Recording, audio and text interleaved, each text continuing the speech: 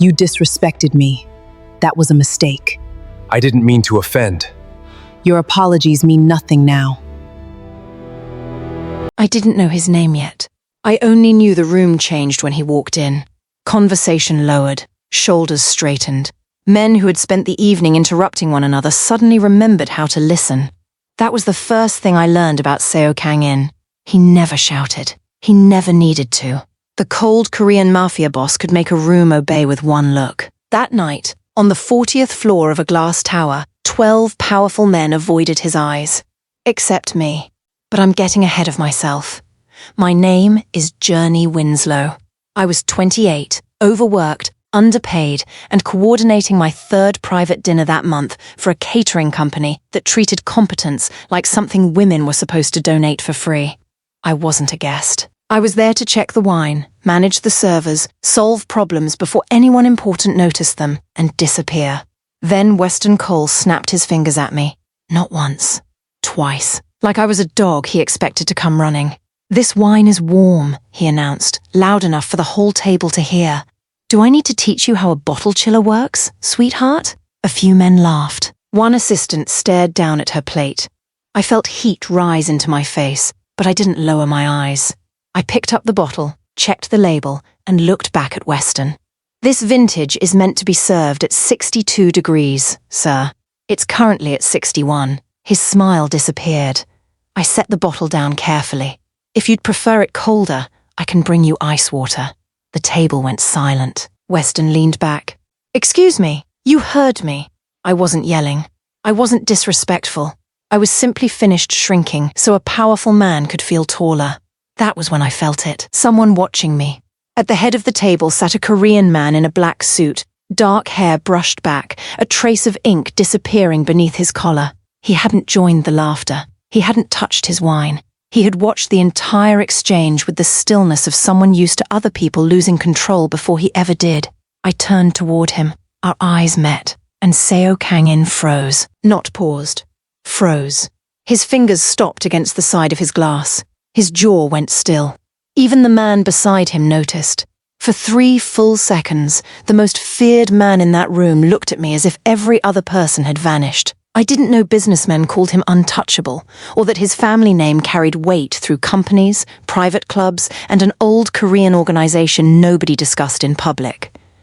I only knew he was staring at me, so I stared back, and I refused to look away first. If you've ever been talked down to in a room you were working twice as hard to hold together, comment why yes below. Because sometimes the moment that changes your life begins when you stop making yourself smaller. 4 days later, I lost my job. My manager called it restructuring and said my position was being phased out. Then she avoided my eyes when I asked why someone from Weston Cole's office had called that morning. That told me everything. 2 years of work disappeared in 12 minutes. I sat in my car afterward and cried for exactly 4 minutes. Then I opened my laptop. Rent didn't care that I had been humiliated. Neither did my electricity bill. For 3 days, I applied everywhere. Then a company I barely remembered applying to called me. Lead event coordinator. Triple my old salary. Full benefits. Immediate start. It sounded fake. I went anyway. The interview lasted 11 minutes. The director asked one question. "If a client insults your staff, what do you do?" I protect my staff, even if the client is important, even if you lose the account. Then it wasn't worth keeping. He studied me. "You start Monday." By the end of my second week, I learned the boutique hospitality group belonged, 3 holding companies deep, to Seo Kang-in. I was angry, not grateful, because I had spent too many years having people decide what I needed without asking me. So when I saw Kang-in at a private investor reception 2 weeks later, I walked straight across the room. He stood near a window, alone despite the crowd around him. "You got me that job." His expression didn't change. "I don't know what you mean, Miss Winslow." "You know my last name." One corner of his mouth moved. "Barely. I make it my business to know things.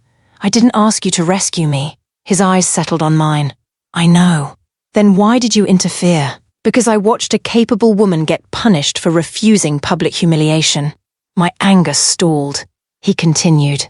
"I didn't hire you. I made sure your resume reached a desk that wouldn't throw it away.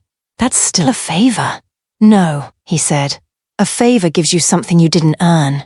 You earned the job. I removed one locked door. I hated how much that answer affected me, so I gave him the only warning I had. If I fail, let me fail on my own. If you fail, he said, it will be because someone better beat you. Not because someone smaller tried to bury you. That was the first time I understood why powerful men feared him. When Kang-in chose a side, he stood there completely.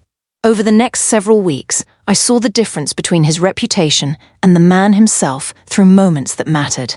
A vendor tried to go around me after I rejected an inflated contract. He marched into a meeting demanding the man in charge. Kang-in sat at the end of the table. You already spoke to the person in charge, he said. The vendor glanced at me. She rejected it. Then it's rejected. No speech. No rescue. He simply refused to let the man pretend my authority disappeared because a Korean mafia boss had entered the room. A week later, I stayed late fixing a major hotel launch when Kang-in's mother called. The conference room door was open. Madam Hee-jin Seo wanted him to marry Han Sora, daughter of a family ally. The marriage would strengthen an alliance his father had spent years building. I said no, Kang-in told her. His voice was quiet enough to make the word feel final. His mother kept talking. I am not marrying a woman because two families decided my life belongs on a contract. Then he ended the call. When he returned, I kept typing. He stood there for a moment. You heard. Enough. Aren't you curious? Curious isn't the same as entitled. Something in his face changed. He sat across from me. You're not scared of me. Should I be? Most people are. I'm not most people. His eyes held mine. No, he said softly. You're not. That should have been the moment I stepped back. Instead, it was the moment I started falling. Then Han Sora entered the picture. She arrived 3 days later wearing confidence like a crown. Beautiful, polished, rich enough to never wonder what anything cost. She introduced herself to everyone except me and watched Kang-in ask for my opinion during a contract meeting. Afterward, she cornered me near the elevators. So your journey. I smiled. I usually am. Her gaze traveled over me. I've heard you're very ambitious. I've heard that too. You should be careful. Men like Kang-in can mistake novelty for importance. There it was, a blade wrapped in silk. I looked her directly in the eye. If you're worried about your place in his life, you should probably discuss that with him. Her smile slipped. Then the elevator opened behind me. Kang-in was standing inside. He had heard enough. Sora's face changed. Mine didn't.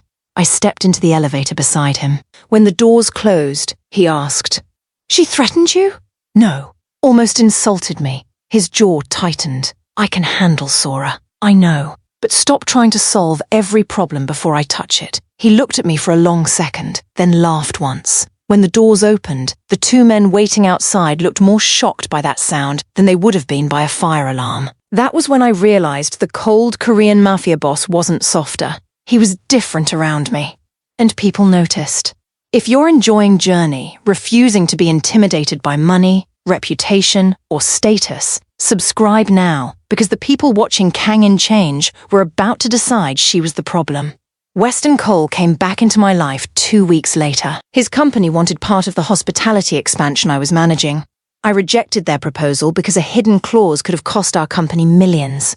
Weston did not take rejection well. Within 48 hours came anonymous posts, private messages, and whispers inside the company. I had slept my way into my position. I was using Kang-in for money and status. The ugliest version spread fastest, and this time the attack was smarter. Someone leaked a private draft contract with my name attached to it. A fake email appeared beside it, making it look as though I had offered Weston favorable terms before Kang-in promoted me. That could destroy my career. Priya, my best friend since college, called me that night. Journey, don't react yet. Save everything. I did, then looked closer. The fake email had my name, signature, even my usual punctuation. But whoever created it had made one mistake. The contract number in the attachment had been changed 3 days before the date on the email. The version supposedly sent by me had not existed yet. My hands stopped shaking. I checked the access history. Only 4 people outside my department had seen the later draft. One of them worked for Western Coal. This wasn't gossip. It was a setup. I printed everything. Then my phone rang. Kang in. I didn't answer. For 1 dangerous hour, the rumors did exactly what they were designed to do. They made me wonder whether everyone had been right. Maybe this world would always see me as the black woman who got lucky, reducing every achievement to the man beside me. I opened a resignation letter. Then someone knocked. Kang in stood outside my apartment. No entourage. Just anger held so tightly it looked almost calm. Western Coal is finished. I stepped aside and let him in. You don't get to finish him for me. His eyes sharpened. He forged evidence against you. And I found the mistake. That stopped him. I handed him the file. He read the first page. Then the second. By the third, his expression had changed.